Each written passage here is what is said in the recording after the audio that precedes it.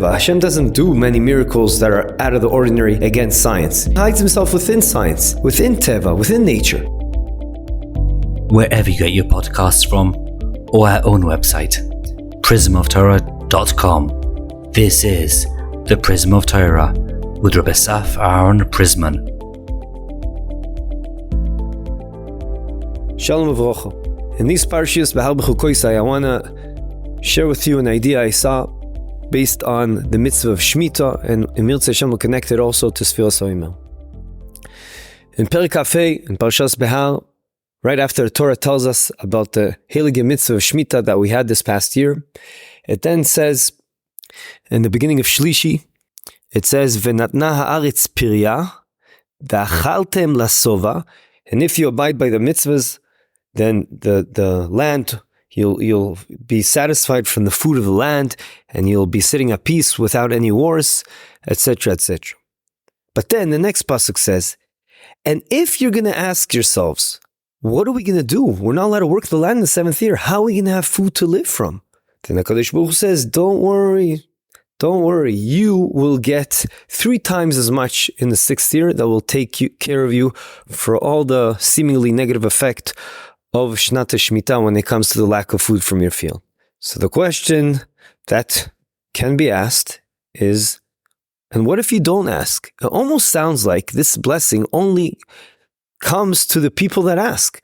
And that doesn't sound right. Well, only the people that have a bit of a lack of faith in Hashem that will take care of them, only they will ask, oh no, what are we going to do in the 7th year? How are we going to have food? And then Hashem says, don't worry, I'll give you a bracha that in the 6th year, later on in the 6th year, you're going to get so much food that'll take care of you for all those years, for the negative effect of the lack of food in Shnat Shemitah. The question begs itself, what about the people that didn't even ask? So I guess, b'derech hapshat, maybe one can say that Hashem is promising this blessing no matter what, not only if you ask. But it sounds like, if you read the psukim, it sounds like it's only if you'll ask, then you'll get this blessing. And what if you don't ask? So that's question number 1. The other question seemingly have nothing to do with the first question, and they're specific questions on Seferias HaOmer. First of all, the whole name of Seferias HaOmer, and also the Korban HaOmer, it's what kind of a name is that? We know the Omer is a unit of measurement. If I would call a sacrifice the liter sacrifice, or the counting of the liter, Seferias HaOmer, that would be really odd. What's the idea behind that? And what can we learn from this? As well, another important question is, today, for example, was day number 34 of Seferias HaOmer. But why do we have to go out of our way? Everyone knows what 34 days is. It's the equivalent of 4 weeks and 6 days. So why do we have to speak that out? Today is 34 days, which are 4 weeks and 6 days. Why do we have to do that? And what's the lesson that can be learned from this? So let's start answering our first question. It has to do with Parashat Behar. I saw a fascinating Malbim. The Malbim comes from a different question, but the concept he uses to answer his questions will also answer our question. And he says you should know there are 2 different types of blessings. There's a type of blessing that a person, the little bit of food he has, will satiate himself, and that'll be good enough for him. Now that's an incredible blessing. That's the best type of bracha, says the Malbim. Why? 2 reasons. First of all, that's not begeder teva. Hashem doesn't do many miracles that are out of the ordinary against science. He hides himself within science, within teva, within nature. And yet over here, it's not a normal thing that a person will be full from a tiny bit of food. That's called the brachas in the me'ayin. Within the person, he'll have a blessing that whatever he has will satisfy him. On the other hand, there's a bracha of type 2, which is not as incredible because it's normal and it's b'derech hateva, within nature such a thing can happen. Not every year the field yields the same amount of fruit. It could be that one year it does so much that it's 3 times as much. Okay, so it's not like such a huge miracle if the land suddenly gives on the 6th year a ton of food. It can happen. But also, practically speaking, it's way harder because now you have to worry about the tractors plowing the field. And you have to worry that someone may steal from you. And you have to ensure you store it, and you need storage room. And you need workers. And it's a lot of headaches. So obviously, blessing number one is something that is better. And hence, says the Malbim in his amazing Mahalach over here, he says, look at the first pasuk. It says, if you abide by what I'm telling you and you don't ask any questions, the default will be the land will give you what you need and you'll be full from what you have. That's the Lashon. It says in Perik Kafei Pasuk Yutet, V'natna aretz pirya v'achaltem lasova. You will eat in a way that you'll be satisfied. It's not saying anything about the amount of fruits. Those are the people that indeed didn't ask. They will be deserving of this bracha. Why? Because Chazal tell us, a person that says, okay, today I have what to eat, but oh no, what am I going to do tomorrow? What am I going to do in 20 years? The Chazal say that person doesn't have enough emunah. He has a lack of bitachon. And for people like that, they're not deserving of this amazing type of miracle, type of blessing. And hence, they fall into the second category. And the next pasuk indeed says, and if you will ask yourself, oh no, what am I going to do? How am I going to have enough food? The Torah tells you, don't worry. The sixth year will give you a lot of fruit. Which means that that's the bracha number two. Bracha number two, you'll have a bit of headaches involved because you have to take care of all the food you have, but you're going to have 3 times as much. Ad kan hakafa alef. We understand now what's happening in Parshas Behar. The main idea behind everything is that one should have bitachon in HaKadosh Baruch Hu. He's giving us commandments and we know we're in good hands, as the Chovos HaLevavos says numerous times. Let's move on to our other question. What is going on with Seferias HaOmer? Why is it called HaOmer? Omer is only a measure of a unit of measure. It's very odd. So in order to understand this, perhaps we have to go to the Chinuch that will tell us the whole idea behind Seferias HaOmer. The Chinuch says that the purpose of the mitzvah of Seferias HaOmer is to think about the great kindness of HaKadosh Baruch Hu, who renews our crop and sustains us year after year. And that is symbolized by us giving an offering to HaKadosh Baruch Hu, the Korban HaOmer.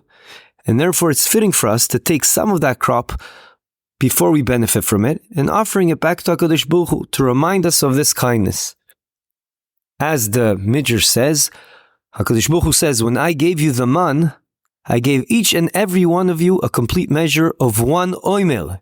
Interestingly, that is the same unit. The unit of an omer per person. That's how much every person got in the man when HaKadosh Baruch Hu gave it to us every morning. It was waiting for us at our doorstep.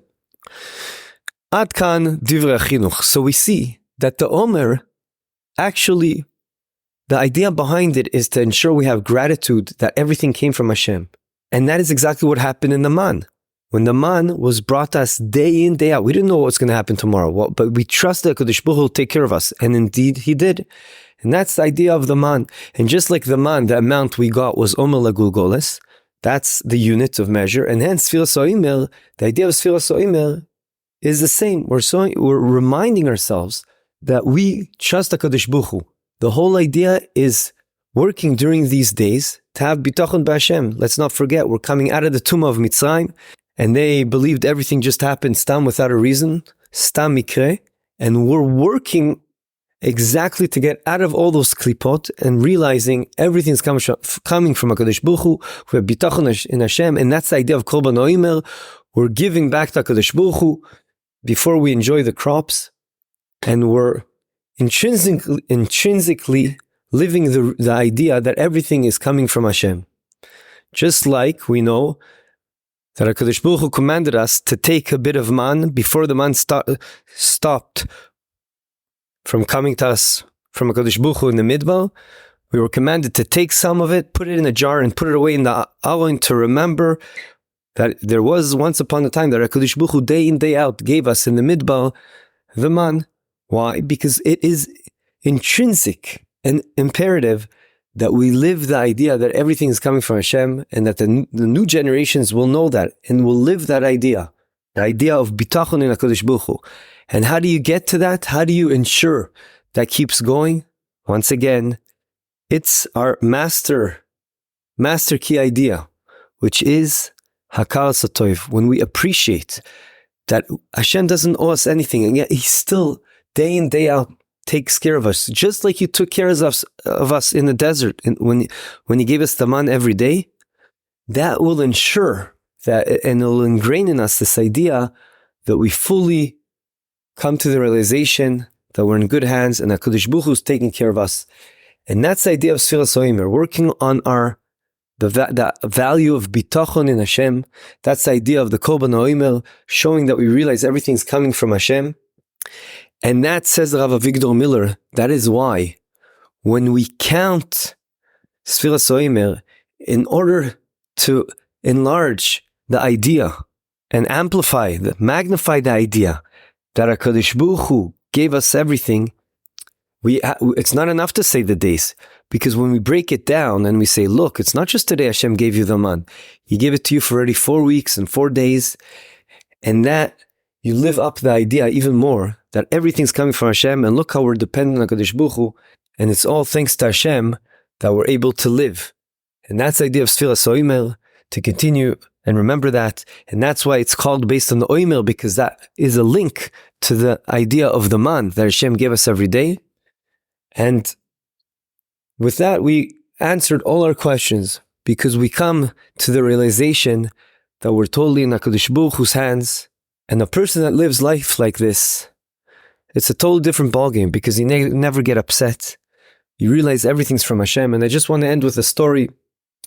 I think I also said many years ago, when he used to go to the shirim of Rav Boyer, he told us the following story, that once there was this girl that went to Beis Yaakov over here, and she had a very serious digestive illness.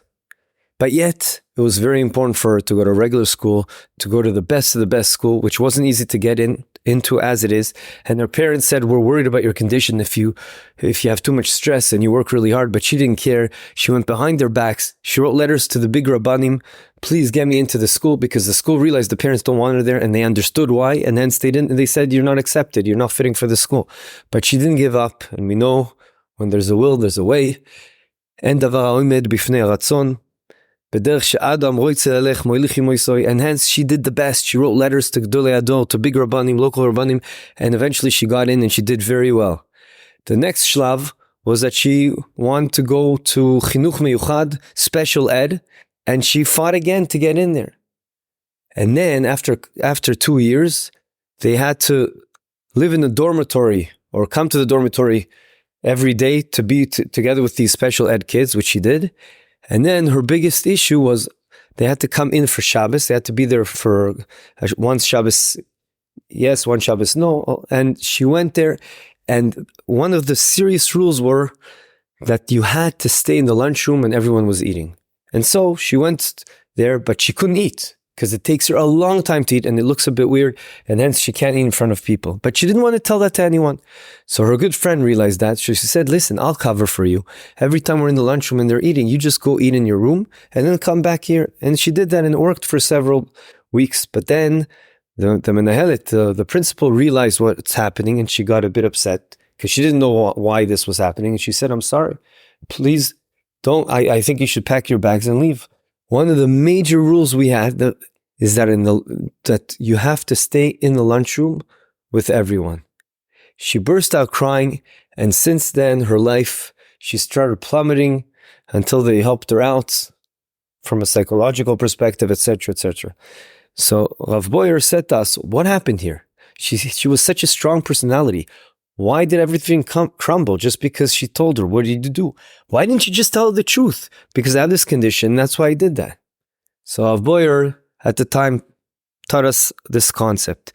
Everyone, their main motivation in life is their will, ratzon. We know the ratzon connects us to HaKadosh Baruch Hu, to Chaim, otiot sinor.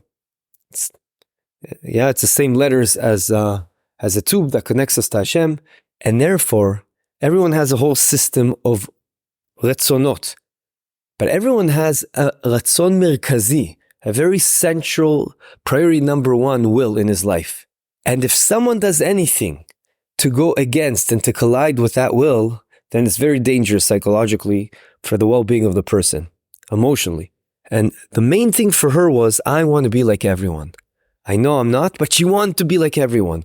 And the second someone would tell her, you're different, you can't eat like everyone, you can't be in the lunchroom because you're different, that would go against her main motivation. And that's what happened. And that's why she didn't want to tell anyone. And that's why when the principal said, I'm sorry, you can't do this, you have to go, and she couldn't tell her, so everything blew up. Says Rav Boyer, and this is to do with us, and that's why I brought this story. How do you ensure this doesn't happen to anyone that you care about? You have to ensure that within your value system, within your retzonot, the merkazi ratzon, the essential, top priority ratzon will you have in your life is to do ratzon Hashem. That will also yield bitachon in Hashem because you blindly trust HaKadosh Baruch Hu, that anything that happens is the best for you. So no matter what someone says to you or does to you, it's never going to stare you. It's never going to push you down because you realize I'm living life the way Hashem wants me to live life. And that is my top priority because your top priority is to ensure you have bitachon in Hashem, which is what we're working towards during Seferias HaOmer. And then the ripple effect will be, of course, that we'll be ready and it will be a kli kibul to accept the Torah and Shavuos, Yiratzon, that will take this value, internalize it, and get to the finish line, i.e. Shavuos, with 100% bitachon in HaKadosh Baruch Hu. Have a good Shabbos. Thank you for joining us. This is the Prism of Torah. Visit our website, prismoftorah.com, where you'll find a full archive of hundreds of past Divrei Torah. Subscribe to the podcast, leave us a review, and don't forget to share with your friends and family. Sponsorship opportunities are available for all of our episodes. Thank you, Yona Vefa, for your recording equipment. Produced by Eli Podcast Productions.